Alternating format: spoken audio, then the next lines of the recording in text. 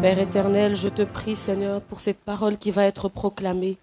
Seigneur Jésus, je te prie de prendre le contrôle de toutes choses. Que ma bouche soit ta bouche, Seigneur, et que cette parole puisse trouver de la place dans des cœurs, que cette parole puisse transformer nos vies, Seigneur, parce que ce n'est pas ma parole, mais c'est ta parole, Seigneur. Je me remets entre tes mains, je ne suis qu'un instrument, Seigneur. Glorifie-toi ce soir, parle à ton peuple ce soir et manifeste-toi au nom de Jésus-Christ. Amen, amen. Bonsoir à tous. Et un coucou spécial à maman Lydie Niamien. Que le Seigneur te bénisse. Alléluia. Donc je vais vous inviter ce soir à prendre vos Bibles. J'espère que vous avez vos Bibles avec vous. Et sans plus tarder, nous allons commencer. Nous allons lire dans Jacques chapitre 4, versets 1 à 3. Jacques chapitre 4, versets 1 à 3. Je lis la parole. D'où viennent les luttes et d'où viennent les querelles parmi vous, sinon de vos passions qui guerroient dans vos membres. Vous convoitez et vous ne possédez pas. Vous êtes meurtriers et envieux, sans rien pouvoir obtenir. Vous avez des querelles et des luttes, et vous ne possédez pas parce que vous ne demandez pas. Vous demandez et vous ne recevez pas parce que vous demandez mal, afin de tout dépenser pour vos passions. Alléluia. Alors, il est triste de constater que dans l'Église, les choses que nous venons de lire se produisent. Donc, les choses ne vont pas toujours comme elles devraient aller. Nous avons vu qu'il y a des querelles, il y a des luttes, de la convoitise et de l'envie. Et nous lisons également dans Jacques chapitre 3, versets 14 à 16, mais c'est surtout le verset 16 qui nous intéresse. Donc si vous avez vos Bibles, vous pouvez lire en même temps que moi à haute voix chez vous. Donc Jacques chapitre 3, versets 14 à 16. Mais si vous avez dans votre cœur une jalousie amère et de la rivalité, ne vous glorifiez pas et ne mentez pas contre la vérité. Cette sagesse n'est pas celle qui vient d'en haut, mais elle est terrestre, charnelle, démoniaque. Car là où il y a la jalousie et la rivalité, il y a du désordre et toute espèce de pratique mauvaise. Le thème de mon message ce soir, c'est la jalousie et la rivalité dans le corps de Christ. Alléluia. Vous pouvez écrire dans les commentaires la jalousie et la rivalité dans le corps de Christ. Je pense que ce soir, je suis convaincue que c'est un message que Dieu nous adresse, que Dieu adresse à toute l'Église. Donc n'hésitez pas à partager le live. Maman Lydie nous a montré comment il faut faire pour partager. Elle a fait en live avec nous où il faut appuyer, partager dans les groupes. Partager parce que c'est un message qui touche l'Église entière, le corps de Christ entier. La jalousie et la rivalité dans le corps de Christ. Donc le dictionnaire me dit que la jalousie, c'est un dépit envieux ressenti à la vue des avantages d'autrui. On envie ce que l'autre possède. Et nous connaissons l'histoire de Joseph dans Genèse chapitre 37. Si vous ne connaissez pas, vous pouvez toujours le lire. Donc dans Genèse chapitre 37, voilà, on connaît l'histoire, on sait que Joseph a eu 2 songes qu'il a racontés à ses frères et à ses parents. Et le verset 11 nous dit que ses frères éprouvèrent de la jalousie à son égard. Ses frères éprouvèrent de la jalousie à son égard. Et quand nous lisons la suite, nous voyons ce qui se passe. Donc les frères de Joseph étaient jaloux de lui et ils voulaient le tuer, ils voulaient le faire mourir. Jusqu'à ce que Ruben se lève et plaide pour son frère, et ça lui a évité la mort. Et vous voyez jusqu'où la jalousie peut aller. Ils ont médité de tuer leur propre frère. Et aujourd'hui, nous, en tant que chrétiens, nous tuons parfois nos frères et nos sœurs en Christ par la parole. On ne tue pas avec une arme, avec un couteau, avec un fusil, mais on tue avec nos paroles. Et la jalousie a emmené les frères de Joseph à le vendre à des marchands qui passaient, et ils l'ont amené jusqu'en Égypte. À cause de la jalousie, ils ont été jusqu'à vendre leur propre frère qui a été esclave en Égypte. La jalousie pousse les gens à faire des choses inimaginables. Et comme nous l'avons vu tout à l'heure dans le texte que nous avons lu dans Jacques, là où il y a de la jalousie, il y a du désordre et toute espèce de pratique mauvaise. Je vais vous donner un exemple. Peut-être que vous avez déjà entendu cette histoire. C'est une vraie histoire qui s'est passée aux États-Unis. Donc c'est une jeune Afro-américaine qui rentrait chez elle le soir. Elle revenait du travail. Elle rentrait chez elle. Il faisait déjà nuit, donc on ne voyait pas bien. Et pendant qu'elle marchait, elle sent quelqu'un qui marche derrière elle. Bon, elle continue de marcher. Et tout à coup, elle reçoit de l'acide sur le visage. Elle n'a même pas eu le temps de voir la personne. La personne avait mis une cagoule et aussitôt qu'elle a lancé l'acide sur le visage de la femme, la personne a couru. Donc elle s'est retrouvée là au milieu de la rue. Elle était près de chez elle, a crié parce que ça brûlait. L'acide, ça brûle. Ça a brûlé son visage. Elle a crié. Elle est arrivée chez elle. Ils ont appelé l'ambulance. On l'a amenée à l'hôpital. Et malheureusement, son visage était complètement brûlé. Elle a dû subir des dizaines et dizaines d'opérations pour qu'on essaye de refabriquer son visage.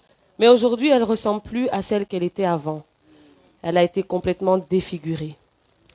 Et c'est une histoire vraie qui est disponible sur Internet, vous pouvez la trouver. Et plus tard, lorsque la police a fait ses enquêtes, il s'est avéré que la personne qui lui a lancé de l'acide au visage, c'était sa meilleure amie. La meilleure amie qui était jalouse d'elle, qui avait déjà émis plusieurs fois qu'elle était jalouse. Elle parlait un peu, mais elle n'avait pas vraiment montré son vrai visage. Tellement jalouse, parce que la fille qui a reçu l'acide au visage était très belle. Mais sa copine aussi était belle, mais sa copine était jalouse d'elle, de sa beauté. Tout le monde la regarde, c'est tout le temps elle.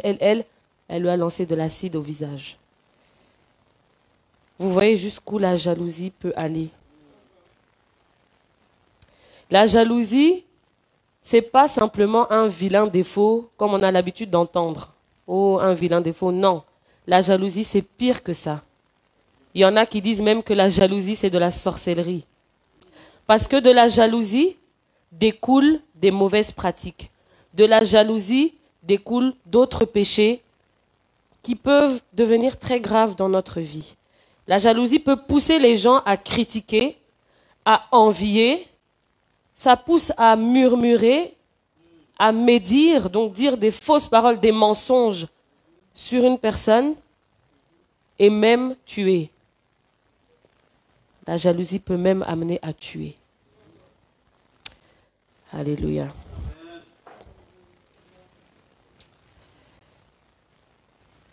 Maintenant, nous allons voir ce que c'est la rivalité. C'est un peu dans le même registre, jalousie, rivalité. J'ai été voir la définition de la rivalité parce que je me demandais si ça voulait dire exactement la même chose. Et le dictionnaire me dit que la rivalité désigne la concurrence. Il s'agit d'un terme qualifiant une relation ou une situation basée sur la compétition. Donc nous avons vu la jalousie, on envie l'autre, on envie telle personne qui est mariée, moi je ne suis pas mariée, je commence à la prendre en haine, telle personne a eu tel poste, moi je n'ai pas encore ce poste, on commence à jalouser, à envier, à avoir de la haine dans son cœur. Et la rivalité, ça désigne la compétition. La compétition. Ayant fait des études commerciales, je me représente un peu bien ce que c'est la concurrence. Donc, quand on étudiait, on a fait des simulations, on a étudié, études de marché, et on a vu que dans le monde du travail, les entreprises se concurrencent. Et je pense que ceux qui travaillent, vous pouvez l'attester, chaque entreprise veut être le meilleur sur le marché. Chaque entreprise veut prouver qu'il vend le meilleur produit, qu'il faut acheter chez lui. Il fait tout pour devenir le leader du marché, avoir le plus grand chiffre d'affaires, jusqu'à faire couler même les autres. Donc pour cela, ils sont prêts à tout. Ils sont prêts à mentir, à se concurrencer, à tel point que la loi a prévu, a interdit la concurrence déloyale. Donc la concurrence déloyale, ce sont les pratiques abusives. C'est les entreprises qui abusent de leur pouvoir. Ils abusent au détriment des autres entreprises pour qu'on achète seulement chez eux. Donc par exemple, je pense que vous connaissez tous la société Microsoft, qui est tenue par Bill Gates aux États-Unis. Microsoft a été condamné pour cause de concurrence déloyale. Parce que ce qu'ils faisaient, au fait, c'est ils essayaient de contrecarrer la commercialisation du traitement de texte de leurs entreprises concurrentes. Donc ils allaient auprès de ceux qui fabriquent les ordinateurs, ils leur faisaient des ristournes, des rabais. Voilà, si vous achetez nos produits, on va vous vendre moins cher pour que vous n'achetiez pas chez l'autre. Et donc ils ont été traduits en justice et ils ont été condamnés pour cause de concurrence déloyale. C'était abusif, ils n'avaient pas le droit de faire ça. Et malheureusement, nous retrouvons cette rivalité dans l'Église. Malheureusement, on retrouve la rivalité dans l'Église. On se fait de la compétition. On se fait de la concurrence. Telle personne a sorti son CD, mais elle se prend pour qui? D'ailleurs, moi je chante mieux qu'elle, moi aussi je vais sortir mon CD. Telle personne s'est mise à prêcher. Lui là il prêche. Non, moi je prêche mieux que lui. D'ailleurs, quand il prêche, c'est même pas intéressant, il sait même pas parler. Quand il parle, on comprend rien. Pourquoi on le met au programme? Moi, je prêche mieux. Moi, j'ai étudié. Moi. On se fait la concurrence, on se dénigre, on se rivalise dans le corps de Christ.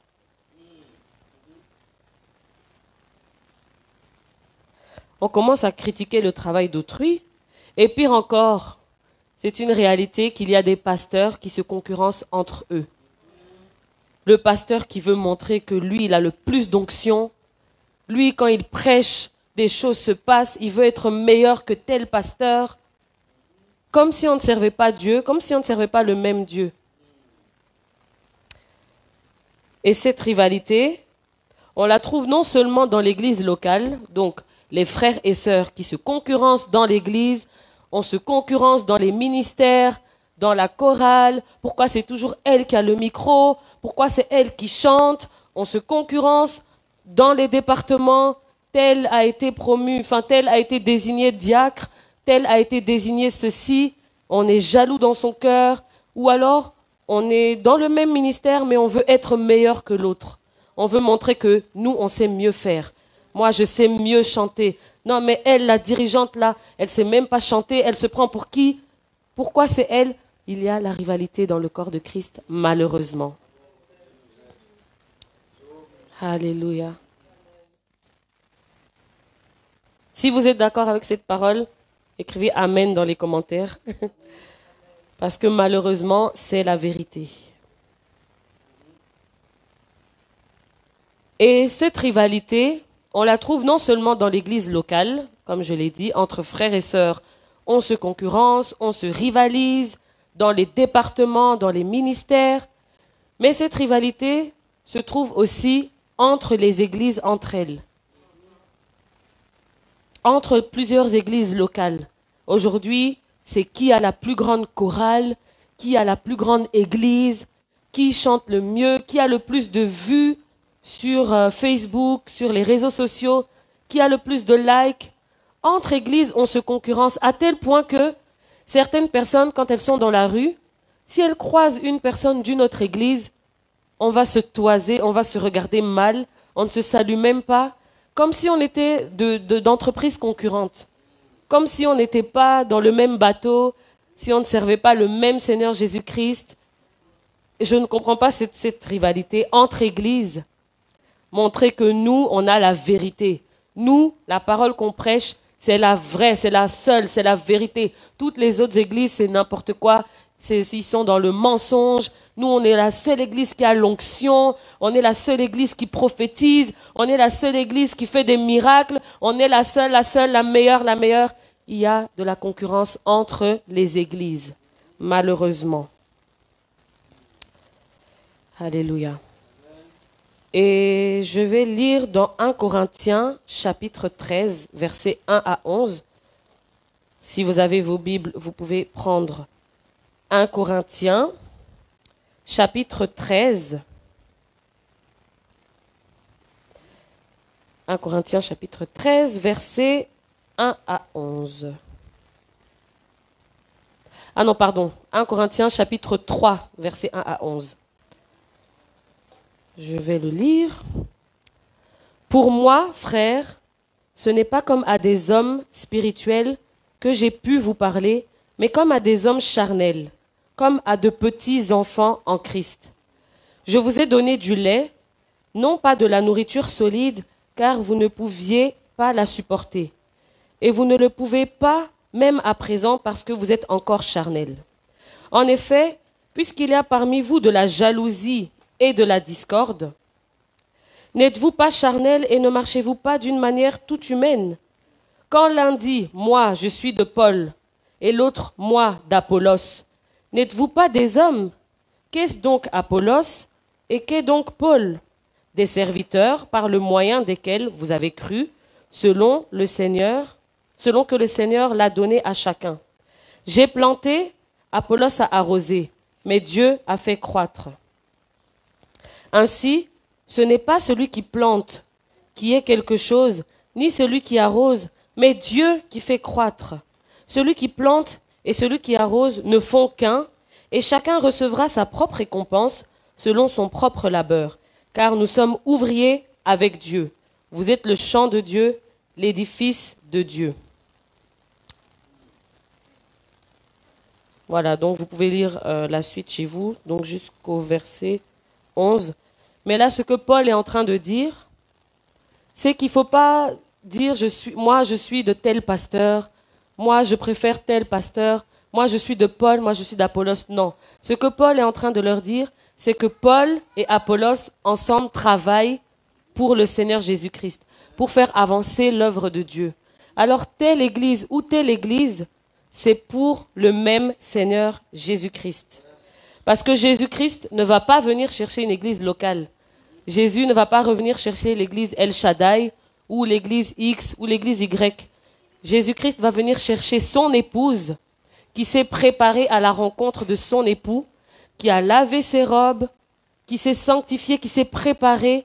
Il viendra chercher une épouse sans tache ni ride. Il viendra chercher l'église avec un grand E et pas une église locale en particulier. Alléluia.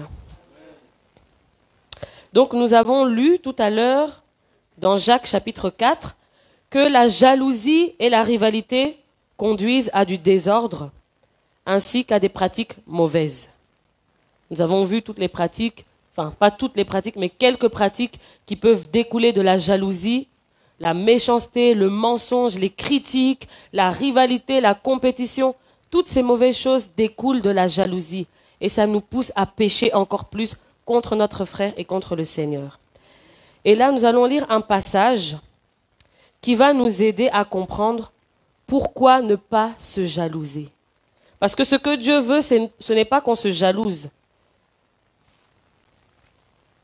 Et je vais vous inviter à prendre 1 Corinthiens, chapitre 12, versets 4 à 27. 1 Corinthiens, chapitre 12, versets 4 à 27. C'est un long passage, mais il est nécessaire de le lire parce que c'est la parole qui nous transforme, c'est la parole qui nous éclaire et c'est la parole qui nous montre le chemin à suivre. Donc, vous pouvez prendre 1 Corinthiens chapitre 12, versets 4 à 27, et je vous invite à lire chez vous à haute voix, pendant que je lis ici, de sorte à vous entendre vous-même. Donc, je lis la parole à partir du verset 4. Il y a diversité de dons, mais le même esprit. Diversité de services, mais le même Seigneur. Diversité d'opérations, mais le même Dieu qui opère en tous, qui opère tout en tous. Or, à chacun, la manifestation de l'Esprit est donnée pour l'utilité commune. En effet, à l'un est donné par l'Esprit une parole de sagesse, à un autre une parole de connaissance selon le même Esprit, à un autre la foi par le même esprit, à un autre des dons de guérison par le même esprit, à un autre le don d'opérer des miracles, à un autre la prophétie, à un autre le discernement des esprits, à un autre diverses sortes de langues, à un autre l'interprétation des langues. Un seul et même esprit opère toutes ces choses, les distribuant à chacun en particulier comme il le veut. En effet, comme le corps est un, tout en ayant plusieurs membres, et comme tous les membres du corps, malgré leur nombre, ne sont qu'un seul corps, ainsi en est-il du Christ. Car c'est dans un seul esprit que nous tous, pour former un seul corps, avons été baptisés, soit juifs, soit grecs, soit esclaves, soit libres, et nous avons tous été abreuvés d'un seul esprit. Ainsi, le corps n'est pas formé d'un seul membre, mais de plusieurs. Si le pied disait « parce que je ne suis pas une main, je ne suis pas du corps », il n'en est pas moins du corps pour autant. Et si l'oreille disait « parce que je ne suis pas un œil, je ne suis pas du corps », elle n'en est pas moins du corps pour autant. Si tout le corps était œil, où serait l'ouïe? S'il était tout ouïe, où serait l'odorat? En effet, Dieu a placé chacun des membres dans le corps comme il l'a voulu. Si tous étaient un seul membre, où serait le corps? Maintenant donc, il y a plusieurs membres et un seul corps. L'œil ne peut pas dire à la main « je n'ai pas besoin de toi », ni la tête dire aux pieds « je n'ai pas besoin de vous ». Mais bien plutôt, les membres du corps qui paraissent être les plus faibles sont nécessaires.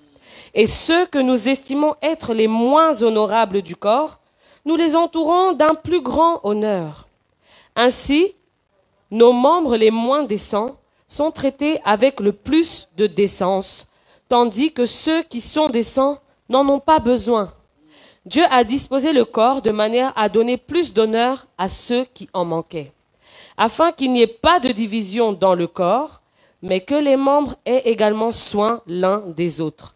Et si un membre souffre, tous les membres souffrent avec lui. Si un membre est honoré, tous les membres se réjouissent avec lui.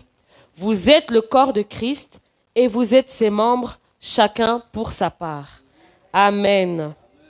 Amen. C'est un long passage, mais il est nécessaire de le lire parce qu'en lisant ce passage, nous voyons pourquoi nous ne devons pas nous jalouser, pourquoi nous ne devons pas nous rivaliser, nous concurrencer dans le corps de Christ. Premièrement, le premier point que je note, c'est que ce passage nous montre que chacun de nous est un membre et que ensemble nous formons le corps de Christ. Tu es un membre, je suis un membre et chacun de nous est important. Il y a un exemple que le bishop a déjà donné lors de ses prédications. Il a parlé d'une femme âgée au Burkina Faso. C'était une dame âgée qui faisait un grand travail remarquable dans l'église, mais que personne ne voyait. Chaque dimanche, les gens venaient s'asseoir à l'église et les chaises étaient toutes bien propres, bien nettoyées. Tout le monde s'assoit, tout le monde se relève, tout le monde est content. Parce qu'au Burkina, il faut savoir que le Burkina est dans le Sahel. Il y a beaucoup de poussière et les églises, parfois, c'est comme des hangars. Il n'y a pas de porte qui ferme. Donc, quand le vent passe, il met la poussière sur les chaises. Et donc, tous les dimanches, les gens viennent s'asseoir sur des chaises propres, des chaises nettoyées, une église propre, une église belle. Et un jour, cette dame est décédée, malheureusement. Et donc, le dimanche qui suivait, les gens se sont assis et ils ont participé au culte. Et quand chacun se lève, chacun voit que derrière son dos, enfin, chacun voit sur le dos de celui qui est devant qu'il y a plein de taches de poussière. Et on se demande, mais oh, qu'est-ce qui se passe? Il y a de la poussière aujourd'hui sur les chaises. Le dimanche suivant, il y a encore de la poussière. Le dimanche d'après, il y a encore de la poussière, jusqu'à ce qu'ils se rendent compte que la dame qui est décédée, c'est elle qui, tous les dimanches matins, venait avant tout le monde pour nettoyer les chaises, pour que tout le monde puisse s'asseoir. Alléluia. Le verset 18 nous dit que Dieu a placé chaque membre comme il l'a voulu. C'est Dieu qui place chacun de nous comme il le veut. C'est pas nous qui décidons de nous placer où on veut. C'est Dieu qui nous a créés. Il crée chaque personne pour un but précis, chaque membre pour une fonction précise, et il place chaque membre où il veut.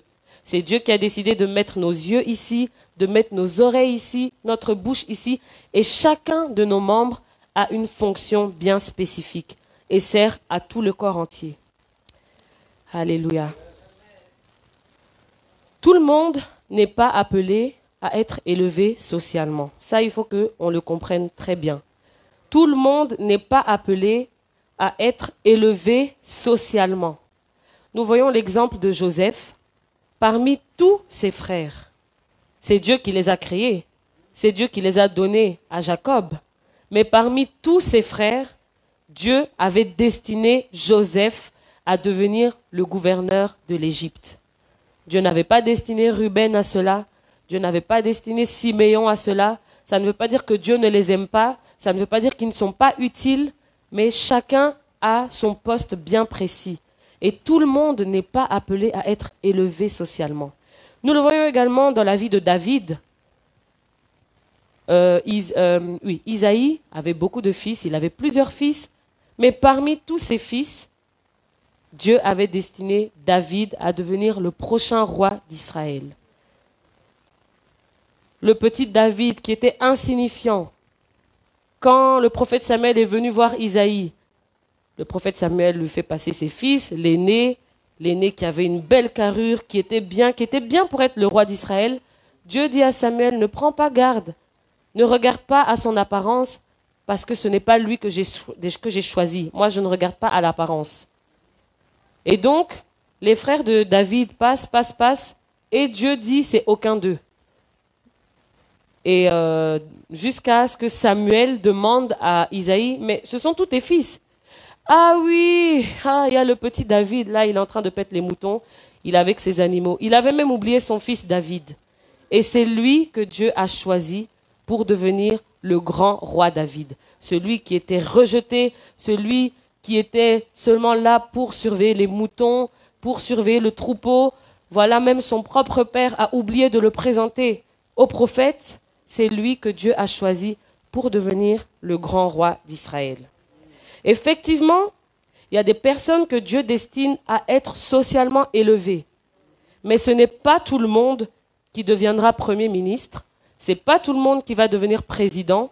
Ce n'est pas tout le monde qui va devenir un grand prédicateur qui passe partout et quand il passe, son ombre guérit les malades. Quand il jette son mouchoir, les gens sont guéris. Ce n'est pas tout le monde qui sont appelés à devenir de telles personnes. D'ailleurs, les personnes élevées, demandez-leur ce par quoi ils sont passés avant d'être élevés. Chaque personne qui occupe qui est élevée socialement, qui est appelée grand, selon nous, demandez-lui par quel chemin il est passé. Tous vous diront qu'ils ont d'abord été humiliés. Tous vous diront qu'ils sont passés par telle et telle difficulté. Donc, parfois, on envie la grandeur de quelqu'un, mais on ne sait pas ce par quoi il est passé. On ne sait pas que cette personne-là qui est devenue grand, cette personne qui est devenue chef d'entreprise, a d'abord perdu son travail, s'est retrouvé à la rue, était au chômage, tout le monde se moquait de lui, personne ne croyait en lui, personne ne voulait lui donner du travail. Il a dû ramer, il a dû faire ceci, faire cela. Il a été abaissé, humilié avant de devenir le grand qu'il est. Donc, il ne faut même pas envier ces personnes parce que ils sont passés par des moments difficiles. Donc, comme je l'ai dit, tout le monde n'est pas appelé à devenir grand socialement. Certains ne seront jamais exposés, certains ne seront jamais élevés à une position, ne seront jamais mis à une position élevée, mais ça ne veut pas dire qu'ils sont inutiles. Et ça ne veut pas dire qu'ils ne sont pas importants. Chacun de nous est important, comme on l'a vu, chaque membre est important. Nous avons eu l'exemple de notre frère Moïse qui est décédé il y a quelques jours. Moïse n'était pas prédicateur. Moïse n'avait pas le micro, il n'avait pas de poste élevé dans l'église. Il était toujours assis derrière au fond de la salle, toujours disponible, toujours disposé. Il était toujours assis là-bas. Mais son absence se fait tellement ressentir parce qu'il a été utile dans le corps de Christ. Il a fait avancer l'œuvre de Dieu. On pouvait l'appeler à tout moment, à 3 heures du matin, à 4 heures du matin. Il était toujours disponible pour aller chercher tel pasteur à l'aéroport, pour aller chercher tel pasteur à Bruxelles, à Paris. Il a tellement travaillé et sa vie m'a enseigné. Quand il est parti, je me suis dit, waouh, on a perdu un grand serviteur de Dieu, un grand homme de Dieu qui n'était pas devant sur la scène, mais qui était tellement utile, qui a tellement servi Dieu. Et je suis sûre, je suis certaine que Dieu lui a dit, bon et fidèle serviteur, entre dans la joie de ton maître. Il n'a pas été élevé, mais il a fait ce pourquoi il avait été créé. Il était comme un ange dans notre famille. Il était un rayon de soleil. Et vraiment, non, je bénis sa famille, je bénis ceux qui sont restés. Et je nous exhorte à faire comme lui, parce qu'il a servi Dieu comme il le faut. Alléluia. L'essentiel, c'est de se trouver à notre place et de faire ce que Dieu nous demande de faire. Je sais que ça peut être frustrant de ne pas savoir exactement ce pourquoi on a été appelé, de se sentir comme inutile, de voir les autres, mais tel chante, tel est comme ça. Moi, j'ai l'impression de ne pas avoir de don, de ne pas avoir de talent, de ne servir à rien. Je sais que ça peut être frustrant. Mais sache que Dieu n'a jamais envoyé quelqu'un sur terre sans don, sans talent, inutile. Chaque personne est utile sur la terre. Chaque personne est utile. Même les bébés qui viennent et qui meurent après 2 mois de vie, après 3 mois de vie, le petit temps qu'ils ont passé sur la terre, ils ont apporté quelque chose dans leur famille. Ils peuvent apporter une joie qui manquait. Ils peuvent apporter une réconciliation. Un petit bébé qui a vécu 3 mois, mais son 3 mois de vécu peut changer la vie de ses parents, la vie de son entourage. Des familles peuvent se réconcilier parce que voilà, cet enfant était là et nous a apporté quelque chose. Donc, chaque personne qui vient sur terre vient avec des dons, des talents et vient avec une mission précise. Chacun est utile à cette terre. Chacun est utile dans le corps de Christ. Alléluia. Le verset 22 nous dit que les membres qui paraissent être les plus faibles sont nécessaires. Un jour, j'étais dans ma chambre et je marchais, j'avais pas mis mes pantoufles, je marchais et j'ai cogné mon petit orteil sur le bord du lit. Mon petit orteil s'est cassé et puis il y a eu du sang qui a commencé à couler, ça m'a fait très très mal. Donc j'ai mis de l'alcool, j'ai nettoyé et j'ai mis du sparadrap et quand je marchais, je me suis rendu compte que mon équilibre, j'ai perdu un peu mon équilibre. Et je me suis dit, donc le petit orteil là, ça sert à quelque chose. Le petit orteil là, que parfois même quand je mets du vernis, je mets même pas dessus, ce petit orteil est utile à mon équilibre. Si on me coupe l'orteil, mais ça veut dire que je vais marcher difficilement. Donc je me suis rendu compte que ce petit membre là est nécessaire à mon corps. Et que quand j'ai eu mal à ce petit membre là, c'est tout mon corps qui avait mal. C'est tout mon corps qui souffrait. Alléluia. Donc chaque membre est important et a sa fonction. Et le tout forme un corps. Alléluia. J'espère que vous prenez note et que cette parole vous encourage, que chacun de nous prend conscience qu'il n'est pas là par hasard. Ça ne sert à rien d'envier quelqu'un, ça ne sert à rien de jalouser quelqu'un, parce que chacun est là pour sa mission. Chacun doit faire ce que Dieu lui demande de faire. Et c'est comme ça qu'on pourra avancer. Alléluia. Et Hébreux, chapitre 13, verset 5, nous dit de nous contenter de ce que nous avons. Quand on apprend à se contenter de ce qu'on a, on n'a plus le temps de se jalouser, on n'a plus le temps d'envier l'autre. Parce que oui, telle personne a ça et moi je ne l'ai pas, mais il y a des choses que j'ai aussi. Il y a des choses que j'ai et que d'autres n'ont pas. Il y a des gens qui n'ont pas de maison, il y a des gens qui n'ont pas de famille, il y a des gens qui sont abandonnés. Moi, j'ai la grâce d'avoir une maison, j'ai la grâce d'avoir une famille, j'ai la grâce de pouvoir être en bonne santé. Je n'ai peut-être pas ceci, cela, mais ce que j'ai, c'est déjà une grâce. Donc quand on se contente de ce qu'on a, quand on est reconnaissant au Seigneur pour ce qu'il nous a donné déjà, mais il n'y a pas le temps de jalouser l'autre personne qui a ceci, qui a cela et que moi je n'ai pas. Alléluia. Donc, si nous comprenions que, premièrement, nous formons un seul et même corps, deuxièmement, que chacun de nous est utile dans ce corps, et si nous apprenions à nous contenter de ce que nous avons, nous n'aurions plus de rivalité dans l'Église, nous n'aurions plus de compétition et nous n'aurions plus de jalousie dans le corps de Christ. Au lieu de ça, nous allions unir nos forces, comme Maman Lydie nous a prêché il y a quelques jours, je ne sais plus, je pense que c'était un vendredi. Elle nous a parlé sur unir nos forces. Si nous comprenions tout ça, nous allions unir nos forces au lieu de nous rivaliser, de nous concurrencer, parce que toutes ces choses attristent le cœur de Dieu.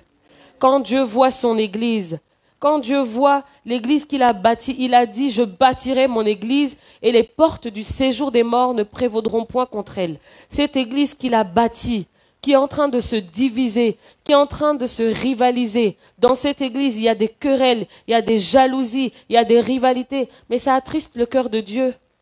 Parce que ce que Dieu veut, c'est que nous puissions unir nos forces. En attendant, l'ennemi, lui, il avance. Lui, il avance, il fait son travail, il détruit le maximum de personnes. Et nous, si on unissait nos forces, nous pourrions être beaucoup plus forts. Mais on est en train de nous diviser, en train de se rivaliser, de se quereller pour des choses inutiles. Alléluia.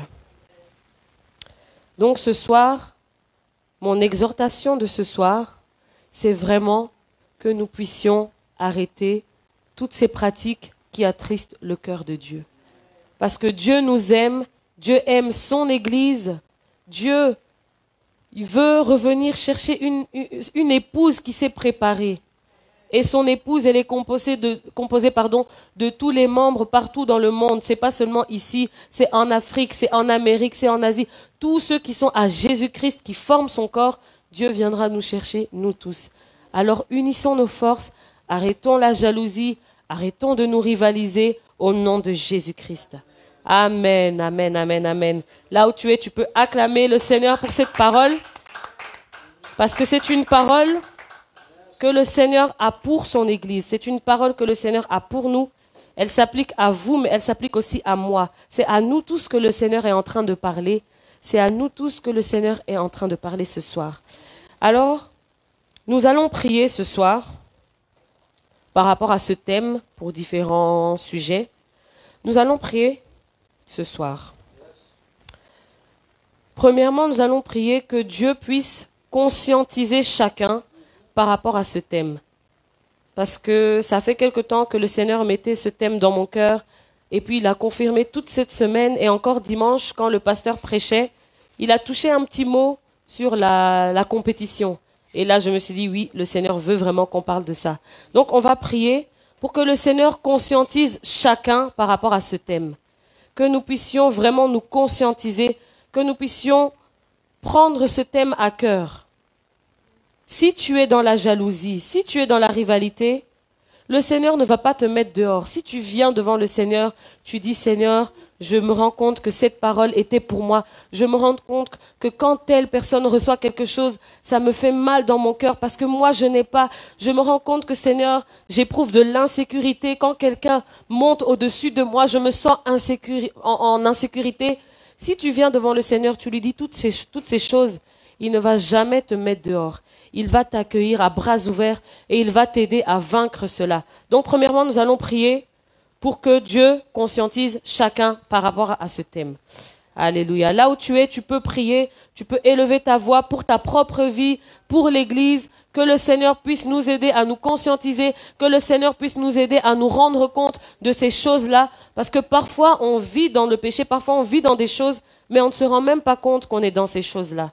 Donc que le Seigneur puisse vraiment nous conscientiser par rapport à ce thème au nom de Jésus-Christ. Alléluia. Père éternel, nous te prions, Seigneur, pour cette parole que nous venons d'entendre. Seigneur Jésus-Christ, nous avons entendu ta parole. Nous savons, Seigneur, que c'est une réalité qui se trouve dans le corps de Christ. Malheureusement, les choses ne vont pas comme elles devraient aller. Malheureusement, les choses ne vont pas comme tu avais ordonné qu'elle le soit, Seigneur. Dans l'Église, nous retrouvons des querelles, nous retrouvons des rivalités, de la jalousie entre frères et sœurs, de la jalousie entre membres. Seigneur, je te prie de nous conscientiser par rapport à ce thème. Je te prie, Seigneur, de conscientiser chaque personne, que ceux qui vivent dans la jalousie, dans la rivalité, puissent devenir conscients qu'ils sont sur un mauvais chemin, Seigneur. Conscientise-nous par rapport à ce thème. Conscientise-nous, Seigneur. Ouvre nos yeux, que nous puissions voir les choses que nous devons changer dans nos vies, Seigneur. Que chaque membre de l'Église puisse être conscientisé. Que chaque membre de l'Église puisse être conscientisé, Seigneur. Conscientise ton Église partout dans le monde. Que chacun puisse se rendre compte de ce thème. Que chacun puisse se rendre compte de cette réalité. Que chacun puisse se rendre compte que la jalousie, la rivalité ne viennent pas de toi, Seigneur, et ne sont pas ce que tu as prévu pour le peuple de Dieu, au nom de Jésus-Christ. Ribo Santa Raba Shekarababa, Renda Ba Shekaraba Sekorobo, Randa Baba Yekorobo. Seigneur, rends-nous conscients par rapport à ce thème. Rends-nous conscients, Seigneur, par rapport à la jalousie. Rends-nous conscients, Seigneur, de la jalousie. Rends-nous conscients, Seigneur, que nous devons abandonner ces choses. Rends-nous conscients, Seigneur, que nous devons laisser toutes ces choses, Seigneur, au nom de Jésus-Christ. Endorobo Santa Raba Shekarababa. Alléluia, nous allons prier contre la rivalité, contre la jalousie. Nous allons anéantir cela au nom de Jésus. Nous refusons la rivalité dans le corps de Christ. Nous refusons les jalousies, l'envie. Et lève ta voix et prie ce soir au nom de Jésus-Christ. Nous refusons la rivalité. Nous refusons la jalousie. Nous refusons de marcher dans ces pratiques au nom de Jésus-Christ. Nous refusons d'être envieux. Nous refusons de nous comparer. Nous refusons la compétition. Parce que Seigneur, tu nous appelles à travailler pour ton œuvre. Tu nous appelles à travailler ensemble pour ton œuvre. Nous refusons la jalousie. Nous refusons la concurrence. Loin de l'Église au nom de Jésus. Loin de l'Église au nom de Jésus. Jalousie, tu quittes nos cœurs, tu quittes nos vies au nom de Jésus-Christ. Je refuse la jalousie dans l'Église. Je refuse la rivalité au nom de Jésus-Christ. Rebo Santa Raba Shenda Rababa. Ribo Santa Raba Shekerebe. Randa Baba Keraba Sekorobo. Rinda Baba Shekarababa. Que dans l'Église, nous ne trouvions plus de jalousie, de rivalité. Nous refusons cela au nom de Jésus. Nous refusons cela au nom de Jésus. Seigneur, purifie nos cœurs. Purifie nos cœurs. Lave nos cœurs, Seigneur. Libère-nous de la jalousie. Libère-nous de la rivalité. Libère-nous de l'envie. Libère-nous de ces mauvaises pratiques. Libère-nous des critiques. Libère-nous de la compétition. Libère-nous de la rivalité, Seigneur. Libère-nous, Seigneur, de toutes ces choses. Libère nos cœurs, Seigneur. Purifie nos cœurs ce soir. Purifie nos cœurs ce soir. Purifie nos cœurs ce soir. Que nos cœurs soient purifiés. Que nos cœurs soient lavés. Parce que nous ne voulons plus marcher dans la jalousie. Nous ne voulons plus marcher dans la rivalité. Nous refusons que ces choses atteignent nos cœurs. Nous refusons que ces choses rentrent dans l'Église. Nous refusons cela au nom de Jésus. Nous refusons cela au nom de Jésus. Nous refusons la rivalité entre les églises. Nous refusons la rivalité entre les serviteurs de Dieu. Nous refusons la rivalité entre les frères et sœurs dans l'Église. Nous refusons la rivalité dans le corps de Christ au nom de Jésus-Christ. La rivalité dans l'Église. Nous refusons la rivalité dans les ministères. Nous refusons la rivalité dans les foyers. Il y a des hommes nous refusons la rivalité. Nous refusons la jalousie. Nous refusons la jalousie. Nous refusons la jalousie. Nous refusons les murmures. Nous refusons les critiques. Nous refusons les critiques. Nous refusons les meurtres. Nous refusons les mauvaises paroles. Nous refusons les faux témoignages à cause de la jalousie. Au nom de Jésus-Christ, libère-nous de la jalousie. Libère-nous de la jalousie. Délivre-nous de la jalousie. Délivre-nous de la rivalité. Délivre-nous, Seigneur. Délivre-nous, Seigneur. Délivre-nous, Seigneur. Parce que ce que tu veux, Seigneur, c'est que nous quittions ces mauvaises pratiques. Ce que tu veux, c'est que nous quittions ces mauvaises pratiques au nom de Jésus. Au nom de Jésus-Christ. Rebo Santa Raba Shekarababa. Inda Raba Yekorobo Santa Raba Shekarababa. Inda Baba Yekaraba Sekorobo. Seigneur, aide-nous à laver nos robes. Seigneur, aide-nous à nous sanctifier. Seigneur, aide-nous à nous purifier. Seigneur, aide-nous à nous aimer. Au nom de Jésus, nous refusons ces pratiques mauvaises. Nous refusons ces mauvaises pratiques. Nous bannissons, nous chassons et nous détruisons tout esprit de jalousie et de rivalité. Au nom de Jésus-Christ. Alléluia. soir, cette parole a été libérée. Que la parole lave, mon cœur. Que cette parole lave nos cœurs de toute jalousie. Que cette parole lave nos cœurs de toute rivalité. Que cette parole lave nos vies ce soir. Ta parole nous lave. Ta parole nous restaure. Ta parole nous respire. Alléluia, Seigneur Jésus. Que cette parole transforme nos vies. Que cette parole transforme nos vies. Que ceux qui pratiquent la jalousie, la rivalité, Seigneur, puissent revenir au pied de la croix, puissent se repentir, puissent se sanctifier, se purifier. Parce que tu es capable, Seigneur, de nous délivrer de la jalousie. Tu es capable de nous délivrer de l'envie. Tu es capable de nous délivrer de tous ces esprits de compétition, de rivalité, de vouloir être le meilleur. Tu es capable de nous délivrer de toutes ces choses. C'est pourquoi ce soir nous nous attendons à toi. Nous nous attendons à toi parce que tu es le Seigneur qui nous restaure. Tu es le Seigneur qui nous restaure. Tu es le Seigneur qui nous restaure. Nous refusons les rivalités. Nous refusons les rivalités. Nous chassons l'esprit de jalousie. Tu n'as pas de place dans El Shaddai. Esprit de jalousie. Tu n'as aucune place dans nos maisons. Nous chassons l'esprit de jalousie. Nous chassons l'esprit de rivalité. Nous chassons au nom de Jésus. Au nom de Jésus. Nous sommes. Nous chassons toute jalousie. Nous chassons toute rivalité. Nous arrêtons l'esprit qui nous amène dans des jalousies et dans des rivalités inutiles. Merci de nous unir ensemble, Saint-Esprit. Merci de nous unir ensemble par le lien de l'amour. Unissons-nous ensemble dans le lien de l'amour. Unissons-nous ensemble dans le lien de la paix. Alléluia, Seigneur, nous prions pour l'unité dans le corps de Christ. Seigneur, que nous puissions nous unir, que nous puissions unir nos forces, que nous puissions travailler main dans la main pour l'avancement de ton royaume. Au nom de Jésus, Seigneur, remplis-nous, Seigneur, de l'unité. Unis nos cœurs, parce que nous sommes unis par le même esprit, le même esprit qui agit en nous, le même esprit qui opère de diverses manières. Seigneur, unis-nous dans ton esprit. Je prie que tu nous unisses, que tu unisses les hommes de El Shaddai, que tu unisses les femmes de El Shaddai, que tu unisses les jeunes gens de El Shaddai, que tu unisses les enfants de El Shaddai, que nous puissions travailler ensemble pour l'avancement de ton œuvre, que nous puissions travailler ensemble pour que le maximum d'âmes soient gagnées, Seigneur. Nous voulons travailler ensemble, nous voulons être unis. Je prie pour l'unité dans le corps de Christ. Je prie pour l'unité dans le corps de Christ, non seulement dans notre Église, mais partout dans le monde entier, Seigneur. Que ton Église puisse être unie, que ton Église puisse être unie au nom de Jésus. Je prie pour l'unité dans le corps de Christ, que l'unité soit dans le corps de Christ, que nous soyons unis, parce que nous servons le même Seigneur, nous servons le même Jésus-Christ, le même Jésus qui est mort pour nous à la croix, le même esprit habite en nous, nous servons le même Seigneur. Seigneur, remplis-nous de ton unité, remplis-nous de ton unité, les dissensions inutiles. Je prie pour l'unité dans l'Église, je prie pour l'unité dans l'Église, au nom de Jésus-Christ. Lorsque nous sortirons du confinement, Seigneur, que nous puissions être encore plus unis, que nous puissions travailler avec un objectif commun, chacun dans son domaine, chacun à sa propre utilité, au nom de Jésus-Christ. Alléluia.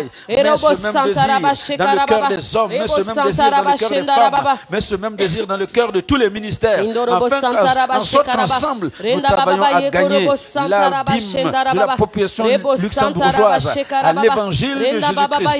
Seigneur, merci, parce que c'est toi qui prends le contrôle de toutes choses et qui nous conduis dans cette nouvelle vie, au nom de Jésus. Que chacun puisse découvrir son utilité, Seigneur, pour que chacun puisse déceler ce pourquoi tu l'as créé et ce pourquoi tu l'as emmené sur terre, Seigneur, afin que nous arrêtions la jalousie et les rivalités. Seigneur, je te prie de montrer à chacun d'entre nous les dons, les talents que tu as mis en nous. Il y a certains à qui tu as donné le don d'hospitalité. Il y a certains à qui tu as donné le don de cuisiner, le don d'organisation, le don d'encouragement. Seigneur, tu as donné divers dons, tu as donné tellement de dons, Seigneur. Je te prie, Seigneur, de nous aider à réaliser ce pourquoi on a été créé. Je te prie, Seigneur, de nous aider à réaliser ce pourquoi tu nous as envoyés sur terre. Seigneur, que tu puisses révéler à chacun son appel, que tu puisses montrer à chacun qu'il est utile dans le royaume, que tu puisses montrer à chacun, Seigneur, que tu l'as voulu pour une mission spéciale sur cette terre, Seigneur. Tout le monde n'est pas appelé à être élevé socialement, mais tout le monde est utile dans ton royaume. Tout le monde est utile dans le corps de Christ. Que chacun puisse réaliser ce pourquoi il a été créé et que chacun puisse marcher dans la fonction que tu lui as donnée, Seigneur. Au nom de Jésus-Christ, je te prie, Seigneur, d'ouvrir les yeux de chacun pour voir, Seigneur, l'appel que tu as pour eux, Seigneur. Révèle à chacun, Seigneur. Parle à chacun, Seigneur. Montre à chacun, Seigneur, ce pourquoi tu as créé. Il y a certains que tu as destinés à devenir tes serviteurs. Il y a certains, Seigneur, que tu as destinés à prêcher. Il y a certains que tu as destinés, Seigneur, à qui voient enseigner. Il y a certains que tu as prédestinés, Seigneur, à cuisiner. Il y a certains que tu as prédestinés à plusieurs choses. Seigneur, ouvre les yeux, ouvre les yeux, ouvre les yeux, ouvre les yeux, que nous puissions voir ce pourquoi tu nous as créés et que chacun marche dans son couloir, que chacun marche dans sa destinée au nom de Jésus-Christ. Comme des oreilles pour entendre dans l'inaudible, pour entendre des choses que les autres ne peuvent pas entendre, ne peuvent pas percevoir. Révèle les dons que tu as mis en nous, que les dons que tu as mis en nous se manifestent au nom de Jésus. Révèle les dons à chacun, Seigneur, que chacun puisse savoir qu'il est utile. Révèle les dons, Seigneur, à chacun, que chacun puisse voir son utilité, Seigneur, que chacun puisse travailler, Seigneur, dans ce pourquoi tu l'as appelé, au nom de Jésus-Christ. Alléluia. Rebo Santa Rabba Shekarababa Yekorobo Santa Rababa Rinda Baba Shekarababa Kerobo Randa Baba. Seigneur, que les dons que tu as mis en nous se manifestent au nom de Jésus. Que les dons que tu as mis en nous se manifestent au nom de Jésus.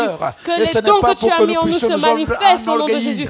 Pour l'utilité de ton Église, pour l'utilité commune au nom de Jésus-Christ. Rebo Santa Rabba Shekarababa pour le perfectionnement des saints. C'est pourquoi ce soir, je prie pour El Shaddai, que les hommes de El Shaddai découvrent leurs dons et leurs talents, que les femmes de El Shaddai découvrent leurs dons et leurs talents, que les jeunes gens de El Shaddai découvrent leurs dons et leurs talents, que les jeunes filles de El Shaddai découvrent leurs dons et leurs talents, et qu'ensemble, chacun mette son talent au service de l'Église, qu'ensemble, chacun mette son don et son talent, que ce soit dans la louange, que ce soit dans l'adoration, que ce soit, Seigneur, au Luxembourg et en dehors du Luxembourg. Conduire les frères et sœurs, que ce soit, Seigneur, simplement pour encourager, que ce soit, Seigneur, pour accueillir, que ce soit, Seigneur, pour nettoyer, quelle que soit la chose que tu nous appelles à faire. Je te prie, Seigneur, de nous ouvrir les yeux, Seigneur, pour que chacun puisse réaliser au nom de Jésus. Je te prie, Seigneur, que cette parole puisse produire du fruit dans nos cœurs au nom de Jésus-Christ. Que cette parole puisse produire du fruit dans nos cœurs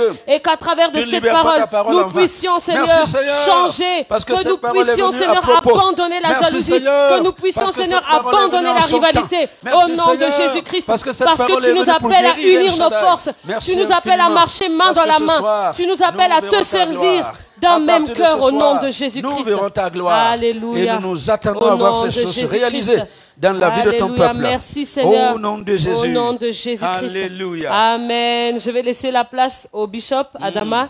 Oui. Et je prie que le Seigneur bénisse chacun d'entre nous au nom de Jésus. Amen. Amen. Que Dieu bénisse sa parole.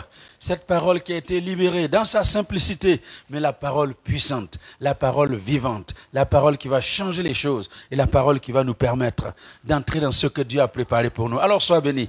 Et ma prière a été ce soir que Dieu donne aux uns et aux autres de comprendre que chacun a sa place dans le corps. Toi qui es membre de El Shaddai, tu n'es pas un laissé pour compte. Tu n'es pas n'importe qui. Tu es membre dans le corps du Christ. Alors, ma prière est que tu trouves ta place dans le corps. Même si tu es le plus petit orteil, le petit orteil donne l'équilibre au corps. Si tu ne fais pas ton travail, l'église va marcher en boitillant. Alors fais ton travail au nom de Jésus. Et je disais dans ma prière, il y a des gens que Dieu a équipés comme des yeux. Les yeux ont la propriété de voir et de prévenir du danger.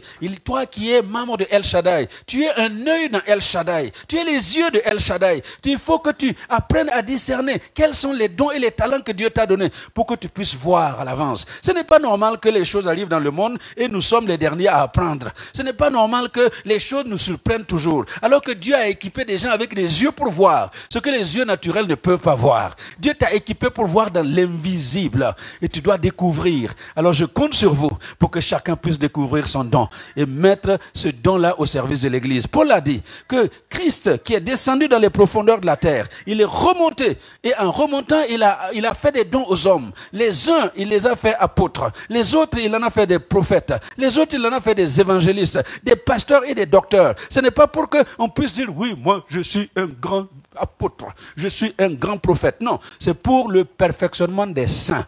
Dieu t'a appelé apôtre pour le perfectionnement des saints. Il t'a appelé prophète pour le perfectionnement des saints. Si tu es évangéliste, c'est pour le perfectionnement des saints. Si tu es pasteur, ce n'est pas pour l'audimat. Non, c'est pour le perfectionnement des saints. Si tu es docteur, ce n'est pas pour montrer aux gens que tu connais. Non, c'est pour le perfectionnement des saints que Dieu nous donne. En entendant ce que nous avons entendu ce soir, à libérer nos dons et nos talents pour le perfectionnement des saints. Il y a des gens que Dieu a donné à l'église comme des oreilles qui entendent. La propriété de l'oreille, c'est entendre.